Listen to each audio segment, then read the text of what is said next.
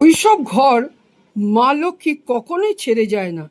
যেই ঘরেতে north east কর্নারে তামার একটা ঘটি নিন, তার মধ্যে হলুদ সর্ষে আপনি ওই জায়গাটায় রেখে দিন। কারণ হলুদ সর্ষে হচ্ছে তন্তক্রিয়াতেও ব্যবহৃত হয়। রান্নার থেকে বেশি প্রয়োজন তন্তক্রিয়াতে প্রচুর পরিমাণে এই হলুদ সর্ষে ব্যবহৃত হয়। আপনার ইনকাম সঠিক নেই, আপনি খাচ্ছেন প্রচুর, অর্থর দরকার আছে, অর্থ আপনার প্রচুর দরকার আছে, সোর্স অফ ইনকাম আপনার বেড়ে যাবে যদি আপনি নর্থ ইস্ট কোণে একটা তামার ঘটিতে হলুদ সর্ষে ভরে আপনি রেখে দিন, তাহলেই শেষ। ওই জায়গাটাই আপনার হয়ে যাচ্ছে পজিটিভ। একটা হচ্ছে হলুদ সর্ষে, তারপর হচ্ছে তামার একটা ঘট।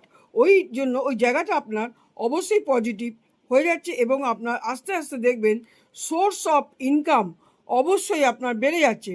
ওই জায়গাটা পজিটিভ হয়ে যায়।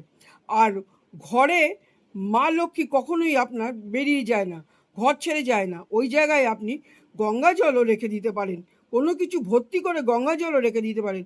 শুকিয়ে গেলে জল আবার এমনি জল ওই জলের মধ্যে দিয়ে দেবেন, তাহলেই হবে। এবং ওখানে একটা গঙ্গা জলের একটা কিছু রেখে দেবেন, ছোট হলেও রেখে দেবেন, তাহলে হচ্ছে আপনার ঘর পুরো পজিটিভভাবে কাজ করবে। আপনি আগে রেমেডি করুন, রেমেডি করলে তবে তো বুঝবেন যে কাজটা কেরম হচ্ছে।